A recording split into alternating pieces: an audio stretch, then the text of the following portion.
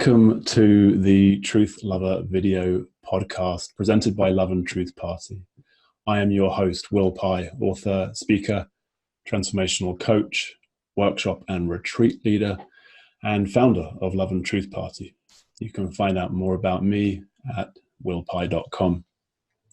Love and Truth Party is a self-organizing, self-replicating community and movement of love and awakening, a wisdom school facilitating health, healing, and happiness.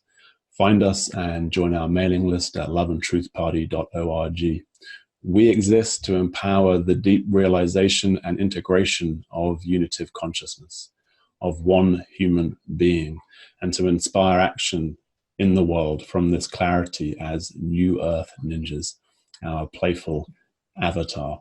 We do so in the spirit of play, holding the paradox that all is well, even and including all collective crises, while simultaneously being moved to act, to lessen suffering and serve the creation of conscious culture and society. Our projects include distributing 1 million love letters from the universe, inviting people to receive the love and care in these, and within the happiness hacks and other free resources found on loveandtruthparty.org. Today, we're privileged and honored to be joined by Jeannie Zandi. Jeannie is the director of Living as Love, a non-profit organization dedicated to supporting people to live from their essence as love. A year before the birth of her daughter, Jeannie was plunged into a dark night of the soul that culminated in a radical shift of consciousness. Her teaching focuses on the transformational power of incarnated being. She is known for her fearless clarity, tender mercy towards humanness, and a juicy, poetic, and often humorous style that draws from Advaita Vedanta, Sufism, Christian mysticism, and the ongoing revelation of fully engaged living. Jeannie, it's wonderful to have you on the show today. Thank you for giving your time. It's a pleasure to have you here. Thank you. We were beginning a dialogue as to what we might talk about, and I think we clarified that we don't know what we're going to talk about, which feels exciting. And as a little framing, looking at your work and some powerful themes within that, we thought that the dark night of the soul and embodying love might be a nice place to start. And it feels like it might be useful to hear from you.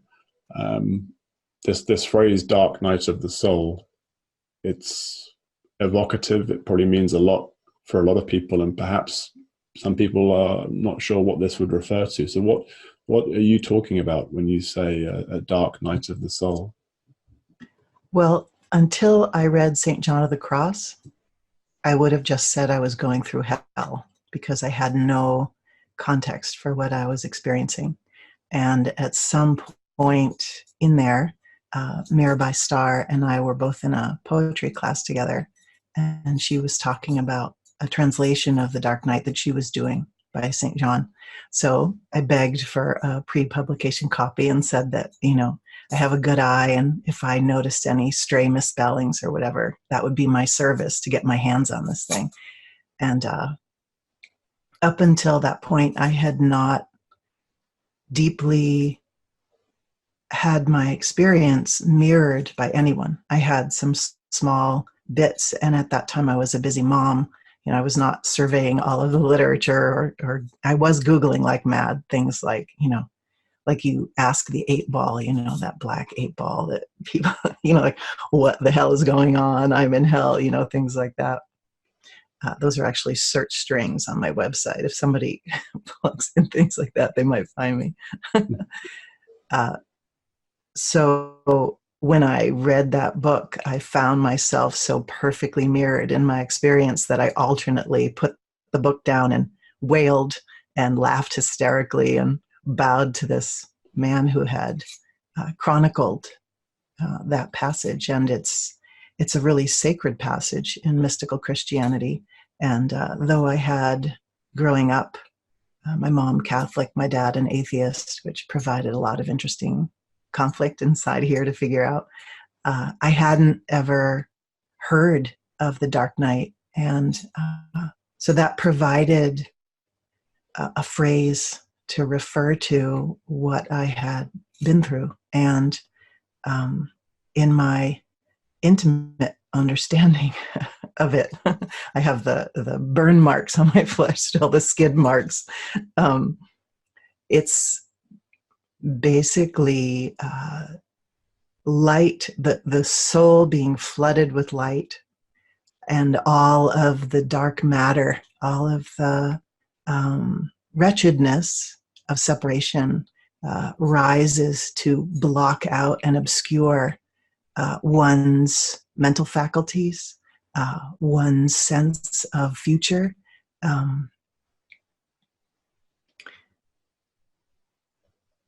Basically, it's known as a passive passage. In other words, you have done everything you could do to put yourself in the Holy's arms, and now the Holy's going to put you on its surgical table and relieve you of the things that you would never, within your own volition, be able to relieve yourself of.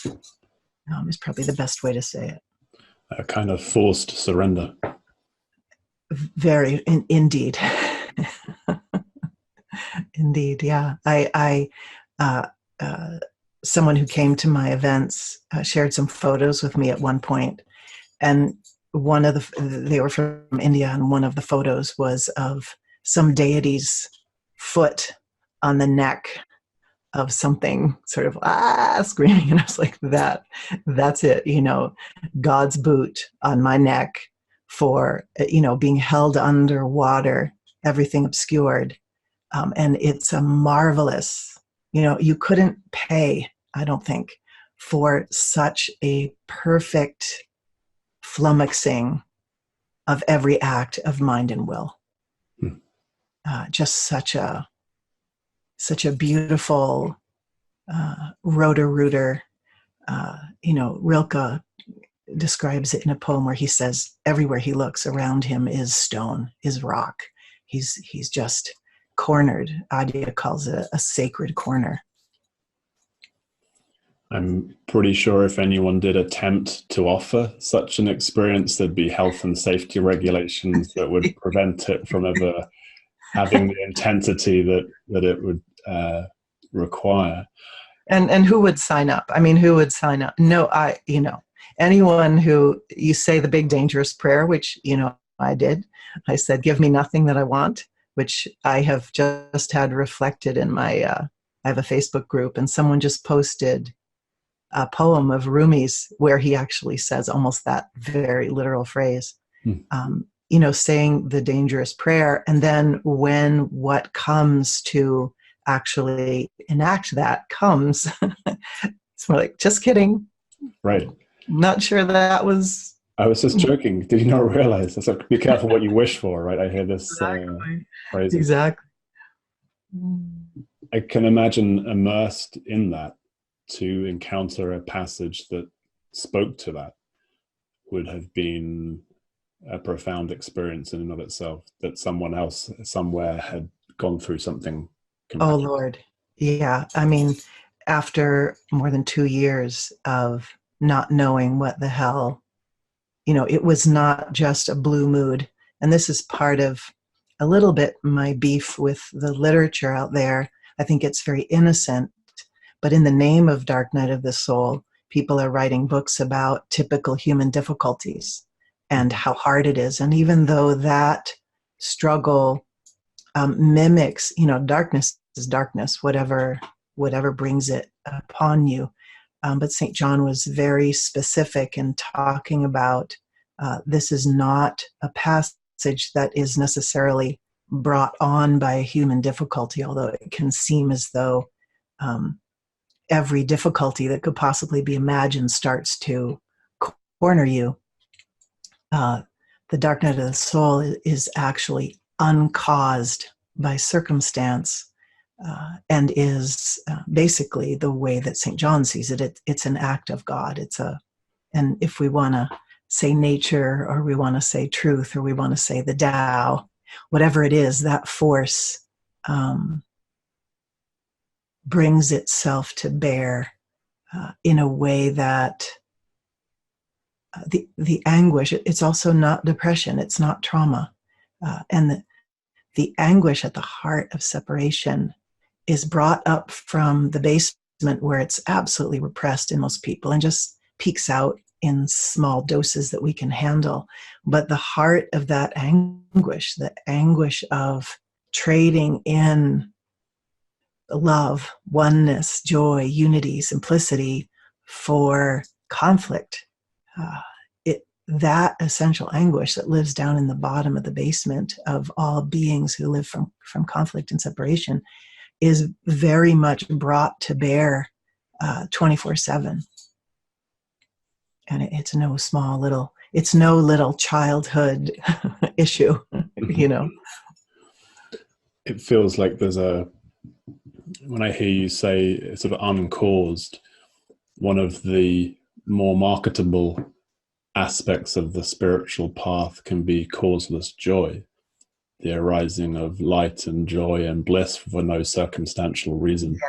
Yes. It feels like this is the flip side, perhaps. Causeless anguish. Right. far less attractive. And yet it seems like there's something in that, the play of light and dark. There's that Gibran phrase that we know our despair and joy, they're rather close together, and that through the same furrows of our despair does joy run. Well, I'm always speaking metaphorically here. There's one door into the heart, and when the door opens and it's pain that's flowing out, it's the same opening.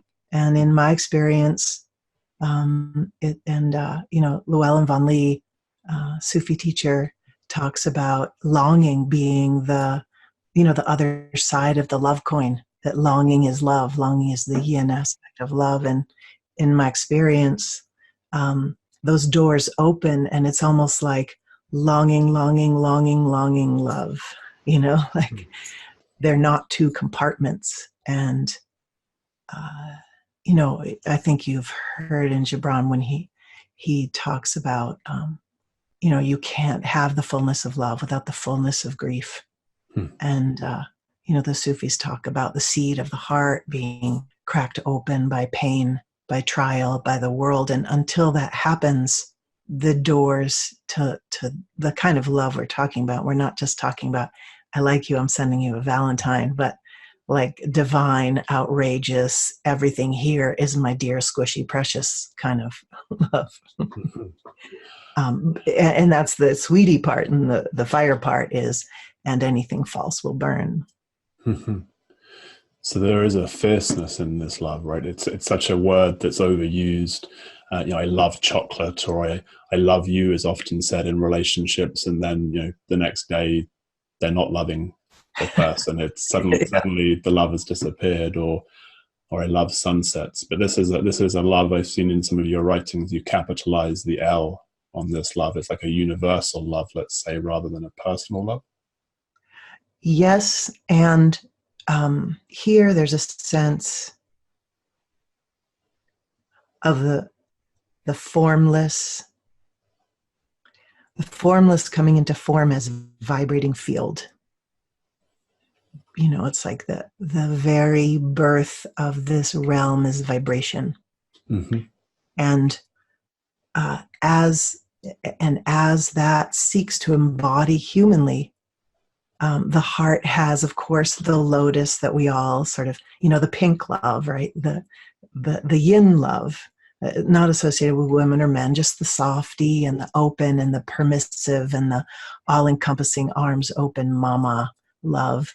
But the heart also has a sword, has a yang aspect, an ability to stand, an ability to act, that fierceness, the sense of, cut that shit out, basically. Mm-hmm. It's like the good dad. Mm-hmm. Like my dad used to have this awesome yang thing. He would go, get your coats, we're going. It's just you knew when that was said that we were going. There was no, yeah. Yeah, beautiful energy and necessary for the full embodiment of love. Mm-hmm. In my experience, humbly speak. And if a dark night does one thing, I would say it humbles. It Yeah. brings one to one's knees, perhaps in a way that we haven't been brought before. I want to get your perspective on a couple of things around this. So one is, I hear you make the distinction between the dark night and depression. Yeah. And I've experienced depression on and off throughout most of my life. And I've had two periods, the first one was the dark night, as I understood it, and lasted for a considerable period of time. And then there was a second period, which was all the more disturbing because the mind thought, I thought I'd done that. I thought I'd been there. I thought I'd like ticked that spiritual passage off. I can surf the dark, Right, dude. right. So more humbling was clearly necessary. And I'm intrigued. I don't recall where I read it, but I read something of the second dark night. And I wonder if that's something that you've read or you've experienced or you've encountered, or is your understanding it's really a one-shot deal, a one-time deal? Well, I have to say that it seems this phrase always comes to mind, there are many ways to skin a cat, and I hate the image of that, but it can feel that way. Maybe an appropriate, painful. Yeah. And so I want to emphasize that there are so many ways that we're brought to our knees, and there's so many ways that beings wake to their true nature. So I always have to say that because people can start sort of feeling badly that they haven't had a dark night, or get all kind of possessive about their dark night and all that kind of stuff. So I want to say there isn't one way, right? They've had two, right? So they're really cool. They're really super cool. The more of them you've had and the longer they are. No. The shorter they are, the cooler you are, because you weren't stupid, right? Because that's how we feel on year 3, 4, 5, right? Like, I must really be stubborn and stupid. Have I not got the I'm message on year 15, right? Right. So I just want to say the undoing can look all kinds of ways. And St. John talks about the dark night of sense and the dark night of spirit. I also experienced some depression in my younger life. Just the typical, I probably suck, nobody loves me kind of brand of that. And I think it's really important to get those things diagnosed by someone really good, someone who understands the dark night, because so many things are misdiagnosed. I just want to say, but it is important if you've actually got a brain chemical imbalance that gets addressed, and you don't just lay around on the floor like Jeannie Zandi sobbing for 5 years, that you actually get that addressed. And those are tricky things to discern. But so from the time I was 23, about all the way up, my practice was, because I had learned some techniques then to meet pain. And I use that generally in the context of another person. It was a form of peer counseling, really deep form. I used that to basically go after the places where I was anything but love, anything but purely, presently, availably, openly love. And that was my spiritual practice. I didn't think of it as spiritual. I didn't think of it as anything. I just thought of it as, even then, I want to be a being of love and clarity, because my heart wants it, And so I did probably lifetimes in a couple decades or so. I did a ton of meeting things from this life, from potentially other lives. I never want to coalesce around any specific idea or structure because this stuff is so mysterious. But I did a lot of meeting things and putting legs under my heart is what I call it, and so in that, I have a sense that maybe I didn't need a dark night of the sense or something. I met so much in that period. And as I was going into the dark night, I really had an identity of I can face anything.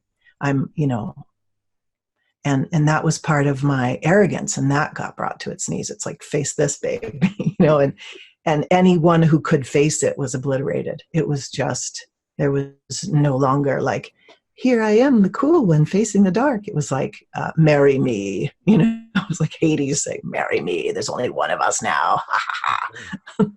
Wide openness, And so I'm not sure that everybody needs to, or that there's a distinction. And I'm not a geek enough to really, really study and call up in my mind, what are the characteristics of the dark night of the sense? What are the characteristics of the dark night of the spirit?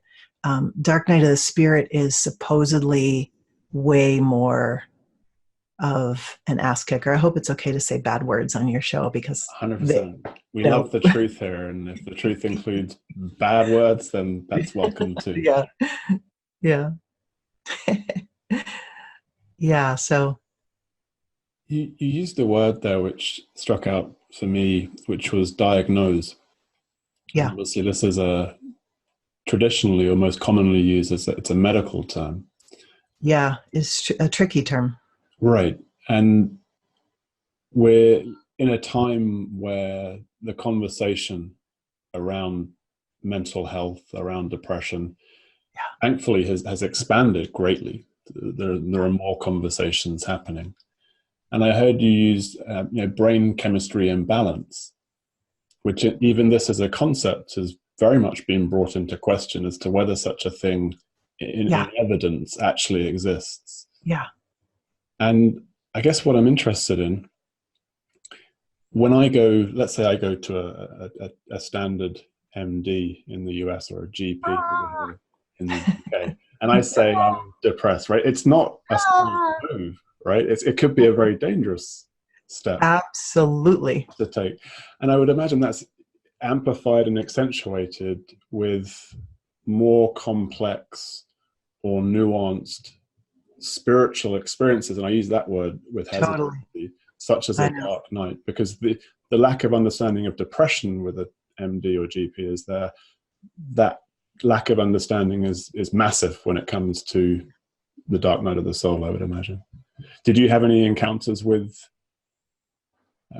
people, psychotherapists, psychologists, doctors through the dark night, or was it primarily with peers and people who you trusted to have a bit more of a nuanced insight? Well, I didn't, how do I say? I did not go to any traditional, conventional health providers, so to speak, because I already was off the map in my way. And I deeply, deeply trusted the Tao. I just deeply trusted life, even though this was a test to that trust. I was really curious about how this thing was going to turn out, because I really did. I didn't know a human being could experience what I was experiencing without some form of mental illness. And I did, I have a master's in transpersonal counseling from Naropa. So I went through the diagnostic stuff. I had a copy of the DSM-4, looked through it, couldn't find myself, but I was looking everywhere. And I looked into and read about, I was pregnant at the time, but the things the sort of death knell gong started ringing about a year before that.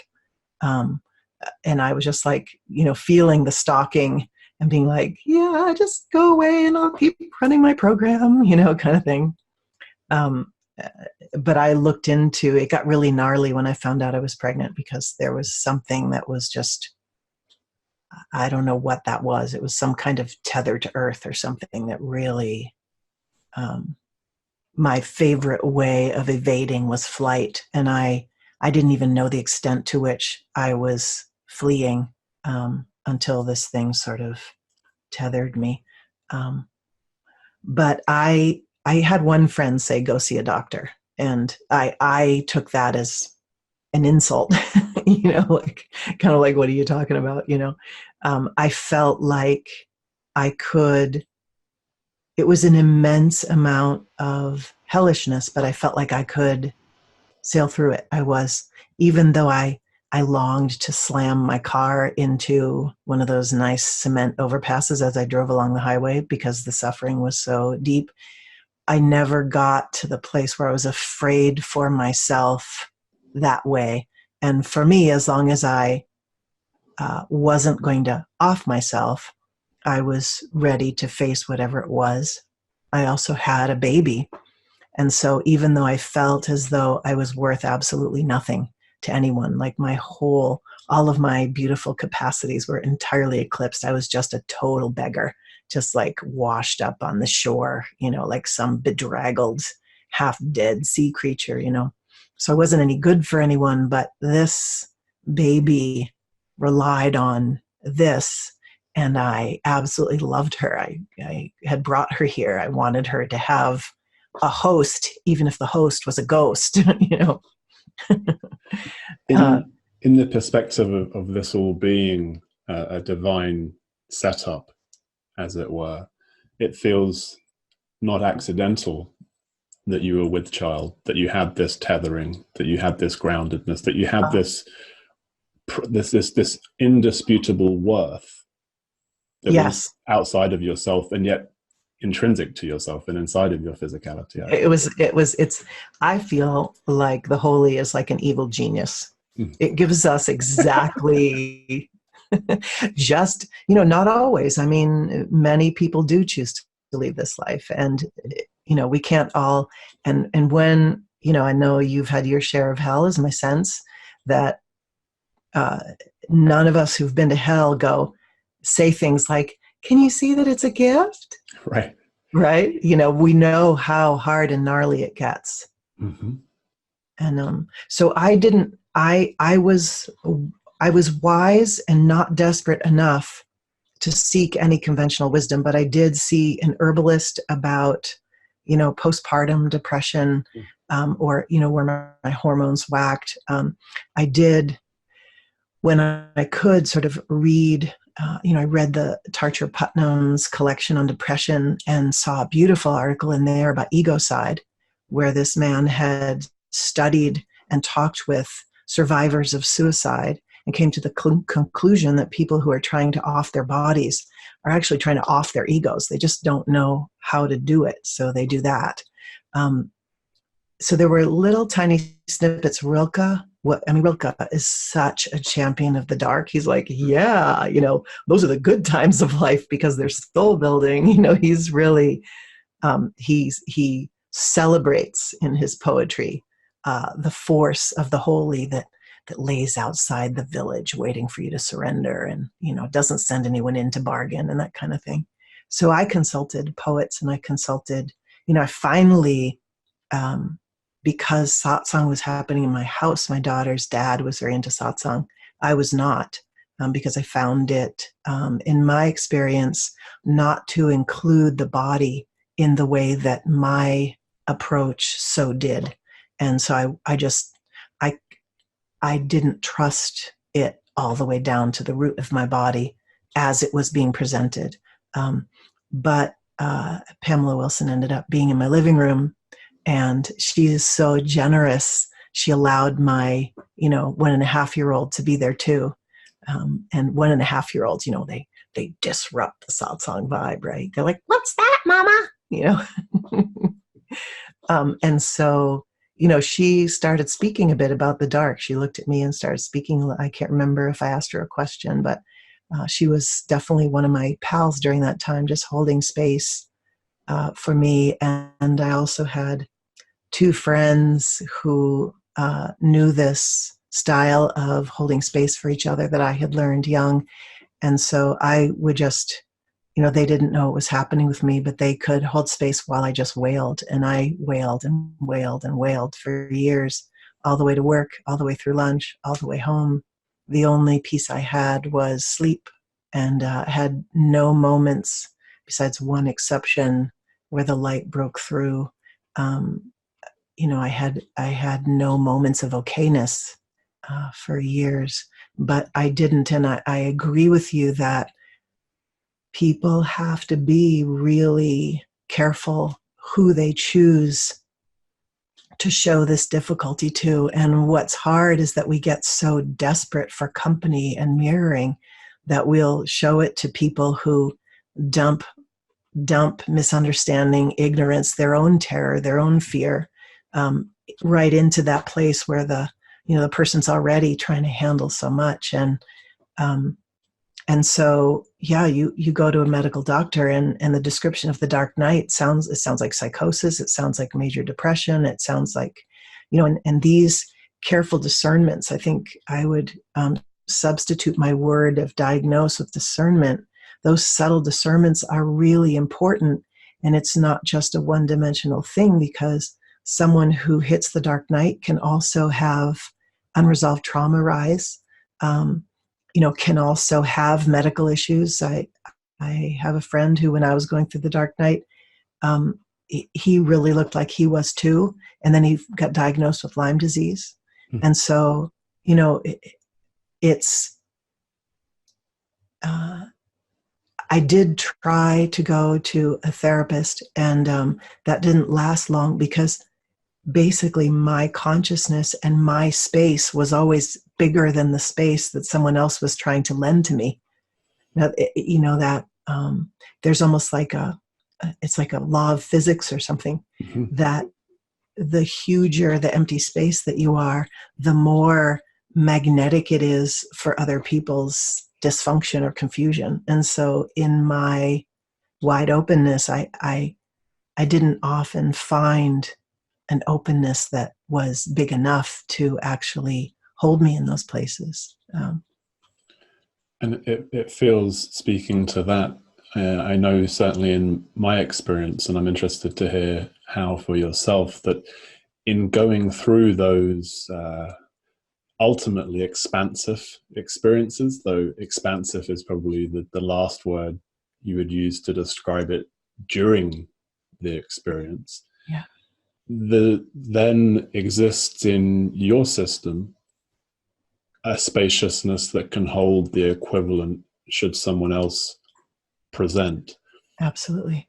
And that's always been meaningful for me in times of challenge, when that was known, that there was some function to this. And I wonder, was there any sense of that during the dark night for you, or was that only something that was able to come with hindsight, looking back and in your experience as you teach and share today? Until the dark lifted, every sense of anything that I would have to offer was obliterated. I was force-fed. I ate my shadow. And so I mean, when I would stop for a homeless person and be able to give them $5, I would start to cry, because I felt like, this sorry ass carcass of a flesh monkey can offer you something. And so there, I think there's a lot of kind of mystical stuff. I can't even speak about what that exchange was for me at that time, but no, I was not. And St. John said that, he said, no one going through the dark night thinks that they're worthy of such a divine passage, and I've had this repeatedly with students who will report that they'll hear me or they'll read my words and they'll feel relieved for about 30 seconds. And then the doubt and the dark will come back in. No, you're not in the dark night. You're just a wretched failure who hasn't figured out how to handle your shit or whatever. So it seems to be a feature of the dark night that there's no redeeming narrative or glimmer of light during it. Like that's not allowed. That would defeat the intensity or reduce the required intensity of the dark night. That's my sense, that there's no narrative left. There's no me left. There, you can't get anything up or you'll get slapped down, kind of thing. Was that also your experience? I would say so. The slapping down, persistent slapping down. And yet I can see that in having gone through something of that and then going through something of that in the future, there was, or at a later time, there would be recall of, okay, this has led to something in the past. This has meant something in the past. This has produced something in the past.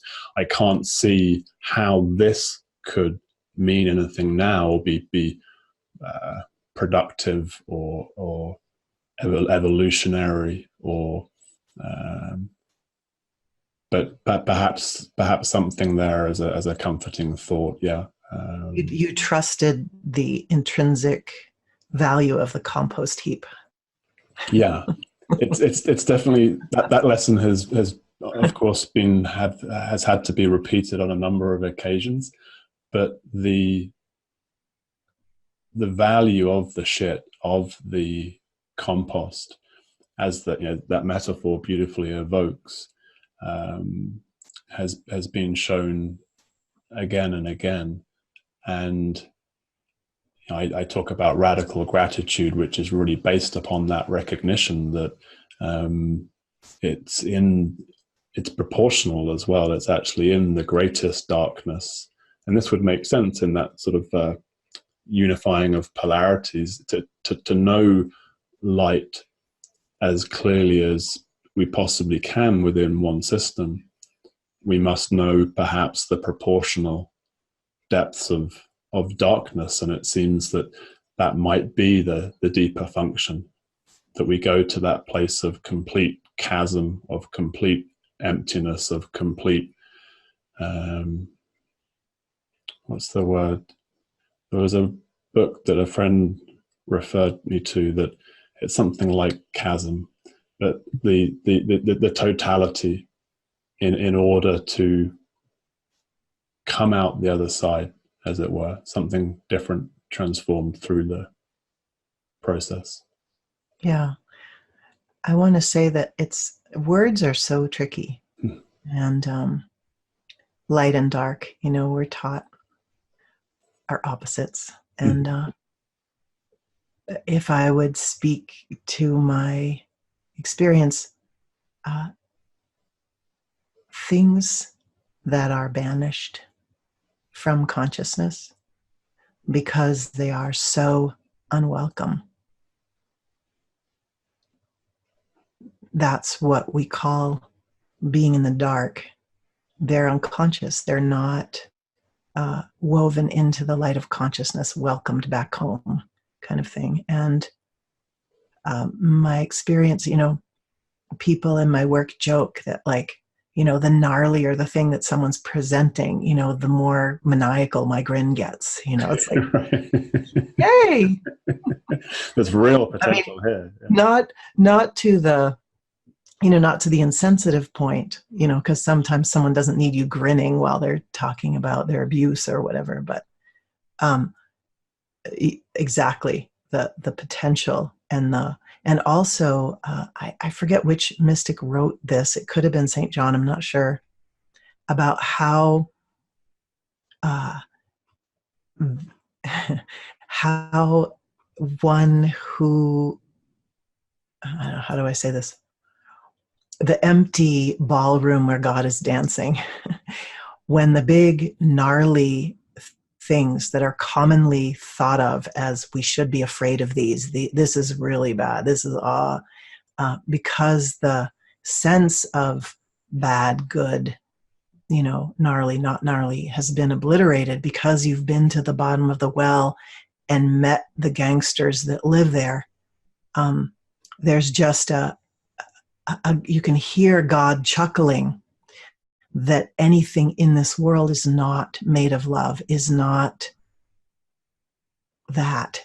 And so that then everything becomes this one light. And within the one light, there are ones that believe themselves to be banishable. But that there's no, even though we can so suffer in those places and we can't deny what it's like to live through some of that, both the actual events and then the healing of those events, which pretty much makes us relive them in a certain way. Still, everything is turned into one of God's darlings, and no matter how deformed, limping with leprosy, it's like, oh, darling, we've been waiting for you. And actually, you are all the more dear for the trials that you have had, when these places rise. There's just, there. I love this depiction of the goddess riding on a sow. The idea is that the goddess knows light so deeply that she can ride into the pigsty in the middle of all that mucking and grunting and still maintain that shine, not because she's spiritually bypassing, but because she knows the dirt also as the beloved. And I appreciate you speaking to spiritual bypassing, because in the meta narrative, or in the picture that time affords, or the insight that time affords, that there is goodness in this utter badness, that there is growth in this total regression. It, as you say, words are tricky. And it feels like there's a huge piece in this of discernment. I mean, we're on a video podcast that we don't know who's listening or watching, which makes it all the more tricky. In a meeting, of course, we have some contact with the energy of the being, so there's a degree to which we can discern whether a maniacal grin or a weeping might be the most true and loving response.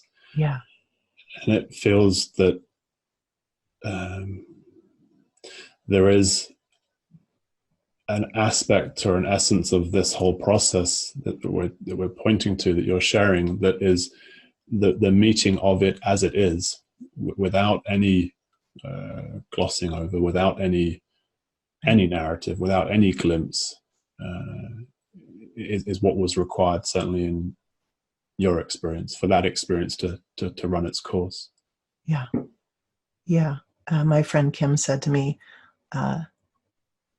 nobody in the dark night has any groovy perspective on their dark night. It's not a dark night. If you have a groovy perspective in there, no, you're brought to your knees and then some. It's a utterly defenseless. You just basically fork over all your somebodyness. And I wonder if, so there's two things that arise. One is that it seems that in what you've described, and in my own experience, there is, to some extent, a calling forth of this experience. We certainly didn't consciously call it forth, but you've spoken to say, give me all that I do not want. No, give me nothing that I want. Give me nothing that I want. Yeah. That I want. Close. For my, is there a difference there? Is there give me nothing that I want? Well, yours, give me all that I do not want. Right. Give me nothing that I want. Yeah. It's more like I wanted, I wanted to be, I had seen that in a place where I was willfully and egoically wanting something. And, I've been like a serial monogamous. So it was mostly in the context of relationship, I'm due this, from you. Like, who cares what shape you're in, kind of thing. And being in relationship and having to meet those places where I could not get what I wanted, and allowing myself to really go into the grabby places, the angry places, the self-loathing places, the longing places, the grief places. I saw that I would drop through that into a place of fullness. It felt miraculous to me that grabby baby would be burned through, and below it would be, everything that you want is inside of you. I was actually experiencing that in these small ways. So I said, give me nothing that I want, because I just want to be that. I just want to be that fullness. And I didn't know anything about emptiness and nobodiness and satsang. I had no concepts like that at all. Like my spirituality came out of my Catholic upbringing and some Sufi dancing I did, and some reading, but it was mostly in the context of more like the beloved and things like that. And I completely lost my train of thought. So lovely. Hello. How perfect. The train ran off on indiscernible direction.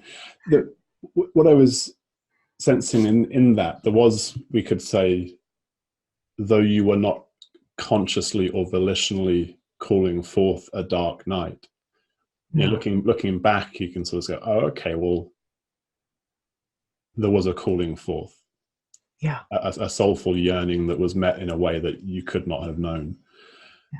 And in my own experience, the prayer of St. Francis was my meditation mantra for a long time. Make me an instrument of thy peace, right? Yeah. Yeah. And I can just hear the match lighting. When you say that. You want me to make you an instrument? Okay. Okay. Okay there, babe. No problem. Right. And we would hope that means, you know, a nice becoming peace workshop, perhaps, you know, over a weekend. Just nice. Gentle a bit. Cultivate. This is like beyond cultivation. Right. And I want to sort of make that link perhaps to people that are viewing or watching. Perhaps, you know, if we have this in the title, perhaps they've been drawn to this conversation through their own experience and a desire to make sense of it, a desire to suffer less. And it seems that eccentric yearning for truth, or that desire to be burnt, that desire to be transformed, it is often, I mean, two out of two here at least, present prior to such experiences.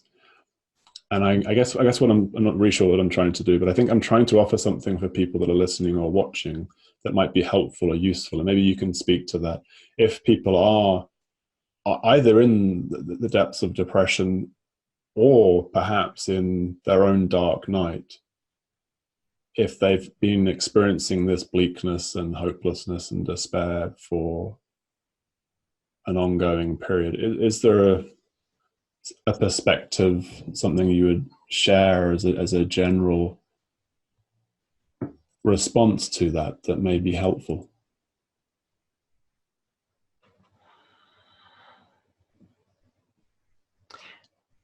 I think it's useful to educate oneself in, you know, in all, and everyone does this in a way because we're really motivated. We're motivated to not suffer. You know, we're really motivated to not suffer. But I feel like there's some kind of responsibility that we each get to take to educate ourselves about the causes, the potential causes of depression, reading about trauma, you know, the nutritional aspects, you know, it's like, do I just not have enough magnesium, B6 and iron? You know, do I getting a complete workup? Like basically leaving no stone unturned in understanding your own instrument, what you've experienced, what the potential causes are, that kind of thing I feel like is really important. We can have helpers, and to the degree that our resonator is working, you know, we can find people who have this knowledge. It doesn't have to just be in books, but a kind of a sense that I have been handed this koan to solve in this lifetime. This is not a sign of my suckage. This is a sign of my humanness. This is, in Christianity, they would say, taking up your cross. It's like, okay, I'm carrying this thing. I'm stepping out of, you know, victimhood and why me and woe is me. And I'm just going to bash the walls of the cell to this. And of course, some bashing, you know, nothing wrong with that. But to really take on educating oneself about what is actually going on. And And to me, just that piece, that this koan is the assignment I've been given in this life, or that I chose, as some of us would say, which doesn't mean, again, that means we can just go, okay, then I'm going to choose out of it, because that's a very shallow look at a very complex system of conscious and unconscious beliefs, orientations, causes, etc. There is a beautiful metaphor available in nature, and our culture lacks understanding of that. We like the blossoming, fruiting, high noon part of the plant cycle, but the rotting, the fading, the sinking, the decomposing, the resting in silence, and the sprout are all not man enough for us. And we have to basically, meh. And so when we go into those places, we are conditioned to believe that we are a problem, that we are broken, that we're not at high noon, and therefore we suck, and that the use of mentation and will is God, and we should be able to use mentation and will to solve all these things. But that completely factors out the soul. It factors out nature. It factors out the way of things. So in that context, depression can be seen as somewhere in this rotting, dying, decomposing, resting. Now, if all things are, if I'm nutritionally sound, etc., and my daughter's father's family has manic depression, and some of the people in that family's lives have been saved by medication. So that's a piece that we all have to sort of wonder at. Unfortunately, it's just the thing the medical establishment hurls at someone. And so I want to say that is one thing that, along with nutrition and things like this that need trauma, that need to be looked into, but that there is a very natural, wholesome within nature, within our psyches. Nature rules our psyches, that darkness serves something, and that sometimes in this culture, we are not allowed to build the cocoon that the caterpillar builds to liquefy. Yeah. And so sometimes we can stay in a depression forever because, what's a liquefying caterpillar going to do without a cocoon? It doesn't grow wings. It just stays there, as probably food for something, right? But with the egg, the nest, the cocoon, the womb around that, that can go through its rotting, dying, stillness, rebirth. And so the wholesomeness of that process. But I just want to say, I think the single most healing thing for people to learn is this is not a sign that you have failed, that you suck. Even if you have failed at things, this is not a sign of your intrinsic badness. This is your assignment. This is your koan. I think I hear you loudly on those metaphors. And when you first spoke to the metaphors in nature, for me, the butterfly that we love and adore, and of course, relative to that, the stewing in its own acidic juices of the caterpillar, we're not so fond of. And I hear also something that you're pointing to that's certainly alive in my thoughts, which is the uniqueness of each journey. You've spoken to this earlier in our conversation, and I realize I kind of set you up by asking, is there some generic advice you can give? And of course, some of that advice might be that this is your personal, your soulful assignment. This is your unique journey. So for some, it may include medication, for others not. There's something that does seem universal, and that's not just the metaphors of nature.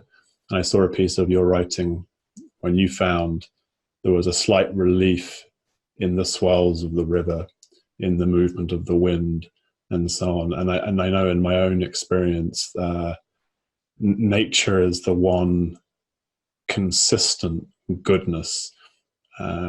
Its luster and beauty is dimmed at times of bleakness, and yet it can still be noticeable even in those times of darkness. So that feels like practical advice for anyone, I think, to spend more time in nature, to take the shoes off, the socks off, to connect with the earth.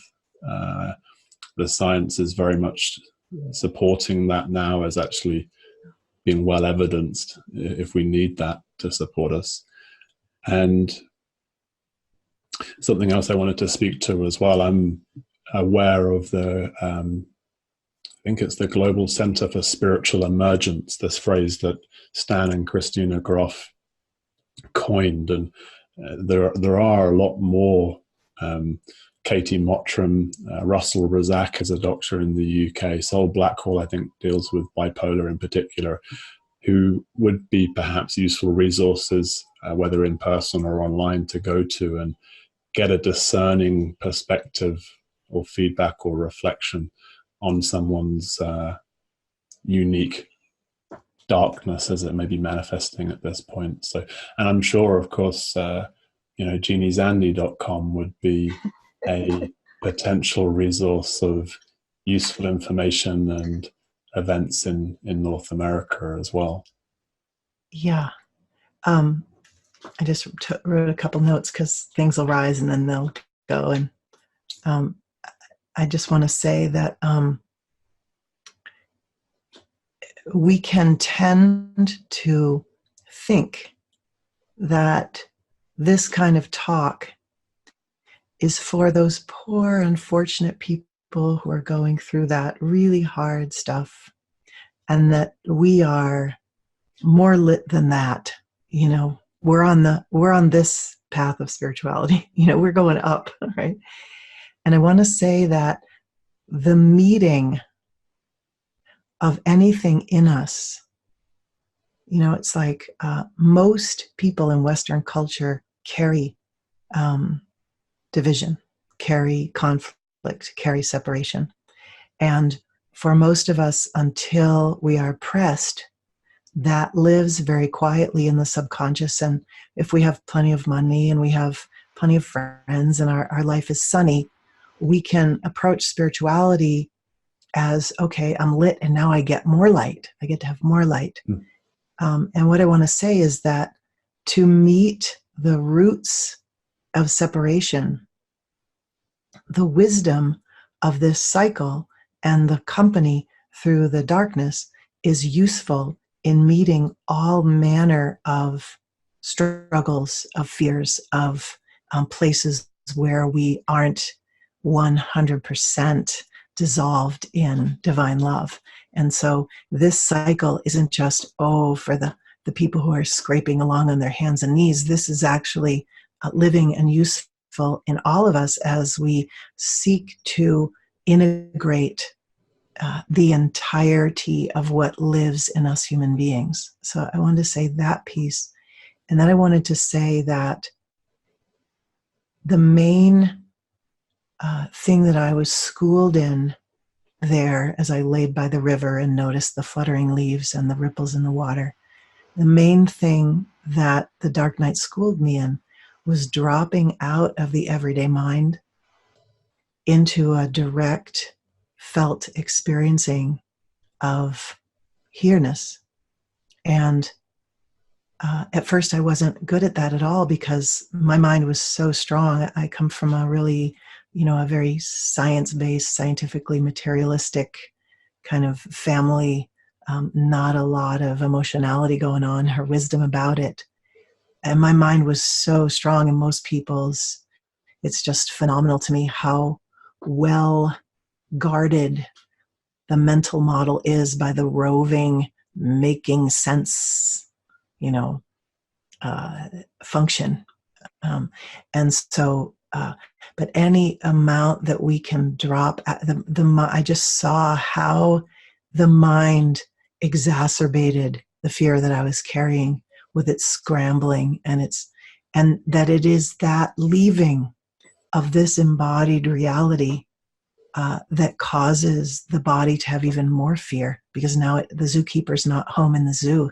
The beauty of consciousness is not feeding and tending and integrating and balancing the whole system. And so when we're white knuckling it with looping thoughts, to the degree that we can drop our attention out of mentation into the simplicity, the simple integrity of ground, of breath, of warm teacup, of sunshine on our face. And that's where I sought sanctuary.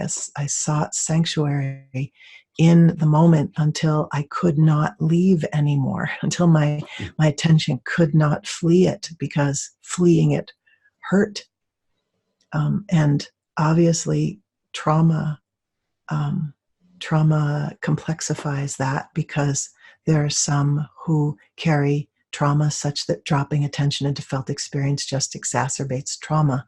And in that case, trauma resolution is a great place to look, as is the wisdom of resourcing, putting our attention on things that are benevolent, no matter how tiny they are, a favorite color, the feel of a teddy bear, whatever. If you don't carry trauma, putting attention anywhere is better than hanging out up in the crazy maker. And it feels that what you're speaking to there, we had in our little title topic that we thought we may talk about, and it feels like we have, the embodying of love. And that's what I'm hearing you speak to, dropping into the felt experience, whatever that may be. And I hear you as well, that's, I'm sure for the majority of Westerners, probably a long journey to learn to allow awareness to drop from mentation into felt experience, into the body. And that's an ongoing depth of my practice, is connecting with the earth and doing the yoga and the qigong in order to bring attention into the body and to stay with the pains and the discomforts, to not run away and to not numb. And in my view, that is the embodiment of love. It is the allowing of presence into the body, into those places that haven't been loved, that haven't been met, that we've labeled as bad or uncomfortable. Yeah, I feel like we have the layers of confusion about love are many, and this whole thing, love yourself and all that, feels like it creates another level of failure as people try to summon love from one part to dispense toward another part. It's like geometrically incorrect, and so what I like to say is that what looks out of our eyes, empty of mind, has no conflict with anything, and so there is an intrinsic love in the setup of consciousness and its objects, that there's no division between them, and that the empty gaze is all that is needed in what I call noticing. It's just like, as you say, allowing presence to touch something as it is and let it have its life in consciousness, whatever it is, restores life to something that may have cut off its life. And so just simply to notice is incredibly powerful. Our attention has a catalytic quality that it lends to whatever's happening in there. And I just also wanted to say, just to speak from mercy and yin, that there is a place for turning our faces, like this, turning our faces toward things to stay. But there's also, the heroics of that can be very useful, but they can also be abusive if we have sort of been manhandled in our upbringing. And I don't mean by a man, I just mean by forces that are over young and abusive. It can be useful to go gently, especially if we carry trauma, to look for 5 seconds and then congratulate yourself and go get your teddy and rock and like listen to some music.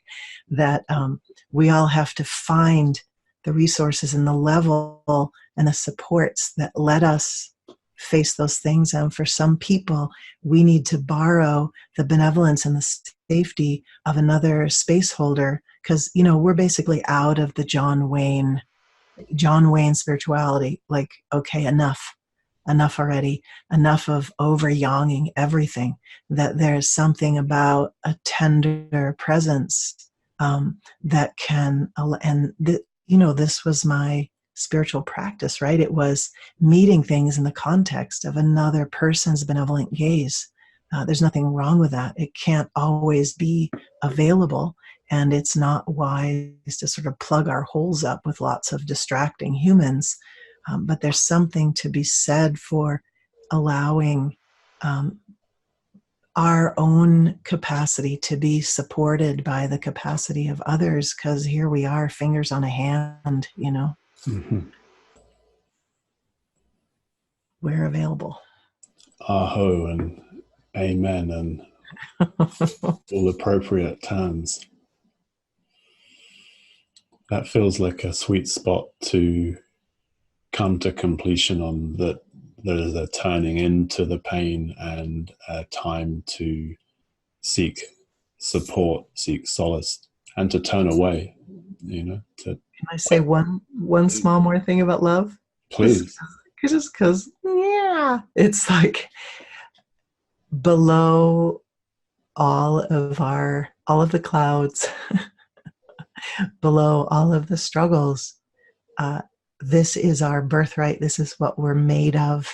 And that's what's glimpsed when the Grim Reaper comes and sort of plows the field clean of the confusions. What we are is revealed. And it's hard to know that any other way than theoretically when we carry these deep impressions that we are bad, wrong, banished, not worthy of showing ourselves. But I just have to say, like everyone listening, this is something universal in all hearts, that we are beyond precious, and the source of us is beyond radioactively lit. Mm-hmm. Yeah, you are loved. Yeah, there's a sweetness in that aligns with one of our key messages at Love and Truth Party, which is you are loved. And I really bow to the journey that you've been on, Jeannie, and appreciate you taking time to share a little bit of it today. I think we did touch on the dark night and embodying love in the short while that we've had, and I hope it's been useful for our listeners and our viewers. So thank you. I've mentioned your website, jeanniezandi.com, and people will be able to encounter any other ways to contact you with the various channels we'll be putting this out on. I really appreciate your time today. Thank you, Will. It's really a delight to meet you. So the outro here, I'm just flicking around with this. Thank you, everyone, for listening and watching and joining Jeannie and I today. Please visit loveandtruthparty.org to join our community, download or order love letters if you feel to be a source of love in your community. You can have the fun of handing out these love letters. You can register for our newsletter. You can connect on social media, and even consider a financial gift at loveandtruthparty.org. Thank you to all our supporters and contributors. Together we are creating kind, conscious, courageous, human community. Lovely.